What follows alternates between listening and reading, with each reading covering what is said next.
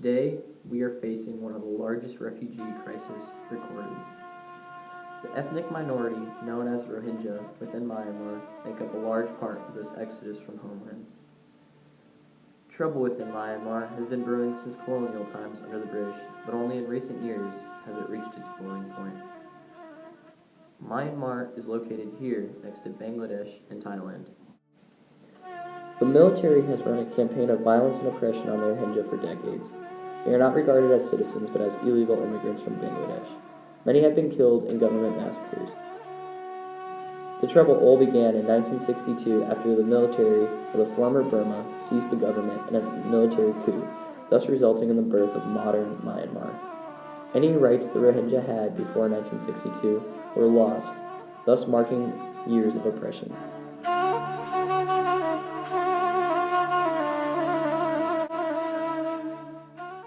Over 700,000 have been forced to flee their homes, and about 7,000 or more have been killed. This is Aung San Suu Kyi. She's the current head of state in Myanmar. She rose to prominence while under house arrest for 15 years while opposing military rule. She won the Nobel Peace Prize in 1991 for her efforts.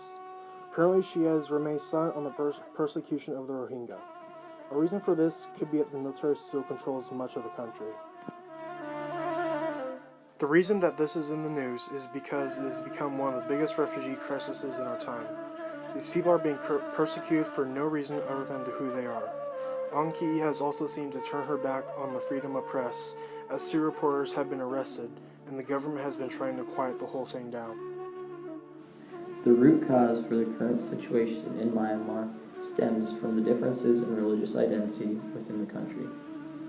The Muslim Rohingya are the minority, making up less than 5% of the population, while the vast Buddhist population makes up more than 90%. Almost all the mosques within Myanmar have been destroyed in the violence. At the forefront of this religious conflict are radical Buddhist leaders seeking to make Myanmar completely Buddhist.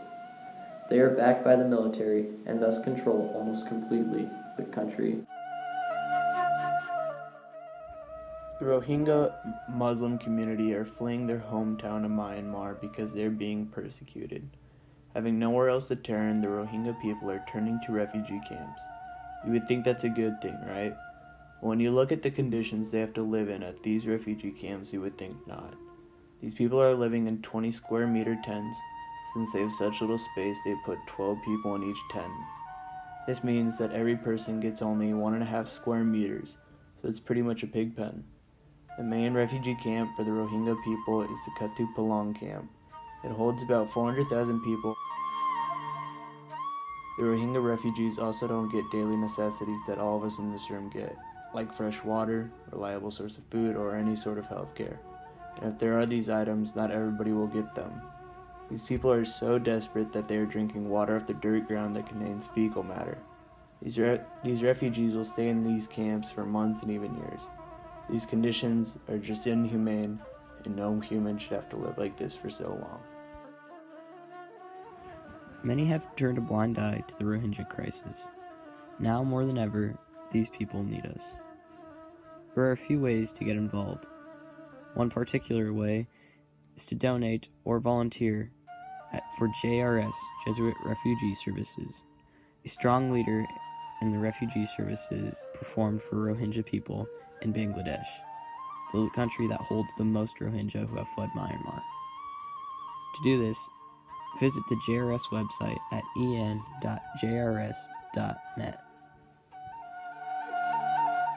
The videos shown were from BBC and the New York Times. We would like to thank the reporters for all that they are doing.